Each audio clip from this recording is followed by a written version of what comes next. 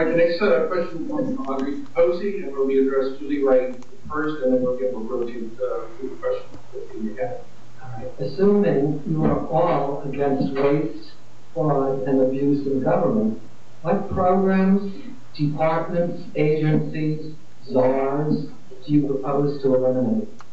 All of them. We started this country with something like 5 executive departments or cabinet positions. Now you can't even keep up with how many there are. We've created so many more down through the years. Certainly, the one thing we need to do away with first off is Homeland Security. We've had a Department of Homeland Security all along. It's called the Department of Defense. The last thing we need in government right now is redundancy. 2 agencies to do the same job. Plus, as it's been so aptly pointed out already, with the grope and tag policies that the TSA has now, I mean, I'm glad I'm going on the road after this one. I had a one-way flight here. And I don't know when the next time is I'll have to fly, and I'm glad of it. I'd rather be in a car. I'd rather it wouldn't take me days.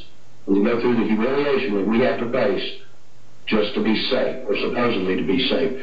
It's one thing that the Homeland Security Department has never caught, has never confiscated in 10 years of existence, is a terrorist. Time.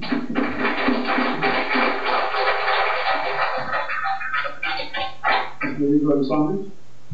I would eliminate the Department of Education. I would also eliminate, I agree with Mr. Wright, Homeland Defense.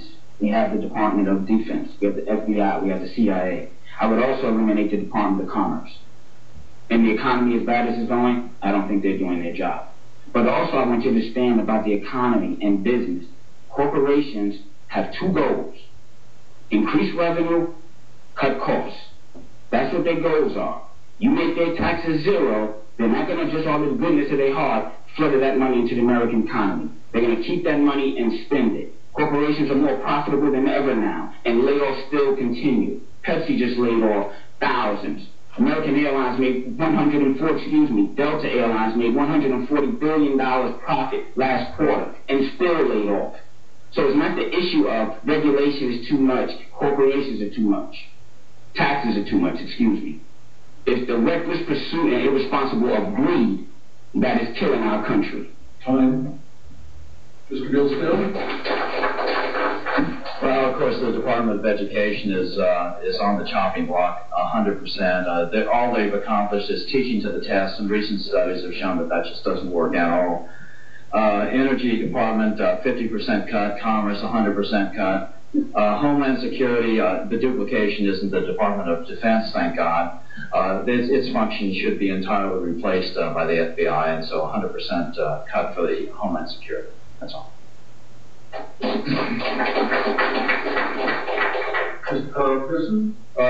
want to give you an example because I think we're being instructive. I know the Office of Education because I owned a proprietary school for 18 years. They would come in and review the files. They would take only 5 files, and they would find 1 piece of paper gone from each of the 5 files, and the school then had to give a 100% refund to the student for each of those 5 files. If they came in and looked at every file, then we would have had to give a refund to every student. So the Office of Education is really an unsound organization. What it does is favor big universities. The big universities are complaining that the Office of Ed is now going to go in and do to them what they did to proprietary schools. What we need is to have no Office of Education. We don't need student loans.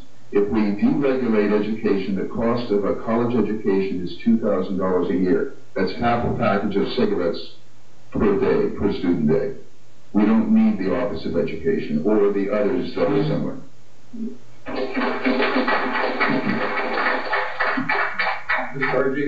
But as a constitutional libertarian, you can bet that there would be way more cut than kept.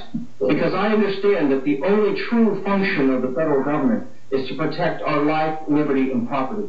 So I would be looking to eliminate any of these federal departments and their agencies whose charter is not underpinned by the Constitution or by that mission to defend life, liberty, and property. But to give you some examples, as you've heard some others here from my excellent colleagues up here, of course I would eliminate the Federal Department of Education. The federal government has no business under the 10th Amendment of this Constitution to be telling our states how to run our schools. I would eliminate the Department of Homeland Security and the TSA and return the security of the homeland back to the National Guard, who have been doing that job in an excellent manner since the time before there even was a republic.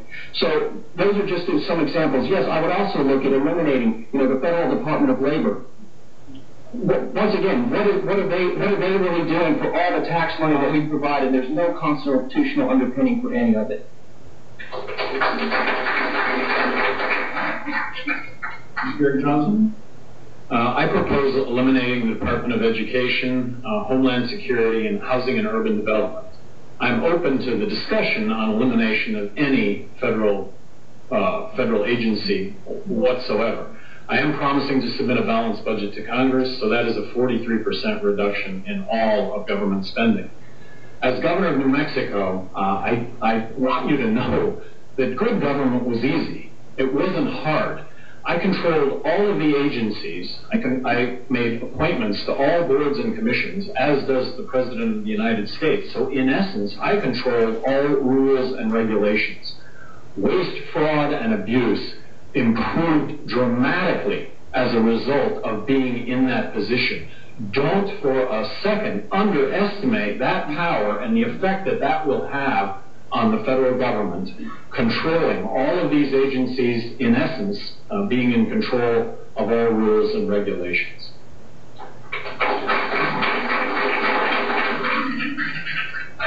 We'll start with the next question with Mr. Leroy Saunders, and America has many bases overseas. How many of these should we keep open and how many should we close? And how long will it take your administration to take action on this? I would shut down as many of them as possible.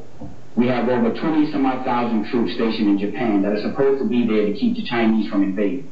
China has a standing army of 1.7 million. How in the hell can 25,000 troops keep 1.7 million from invading?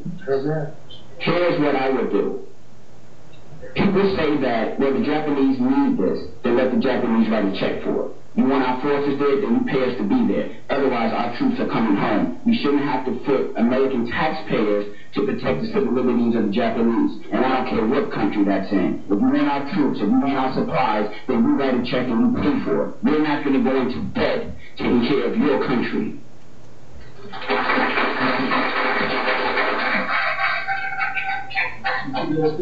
I closed many of them, but that would require a little bit of a review. I wouldn't do it on day one.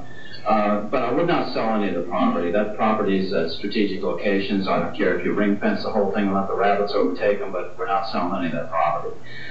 Something else that was said here, that the function of government is only to protect life, liberty, property. Well, I beg to differ. Article 1, Section 8 says it commands Congress to be in control of the value of money, and I think that's one of the most important sections of the Constitution.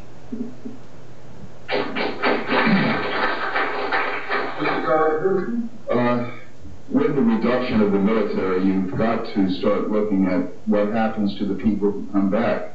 And if you don't have a good policy as to jobs, we're going to have a lot of additional problems. And we don't need those problems. We really have to deregulate in the way that I'm telling you. Deregulate education, deregulate the right of business to raise money, and deregulate the payroll reporting process. And we will have the jobs that all of the hundreds of thousands of people will be able to get into. But if we don't do that, we're going to have a disaster when we start cutting back on the military dramatically. We need to cut back on the military, but we have to think ahead of what's going to happen.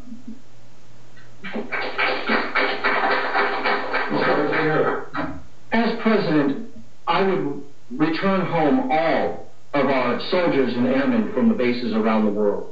And I would end this totally unconstitutional foreign policy of interventionism. Not only is it against our fundamental law and principle, but it's also completely financially unsustainable as we push somewhere between $15 and $60 trillion in debt, depending on who you're reading at the time.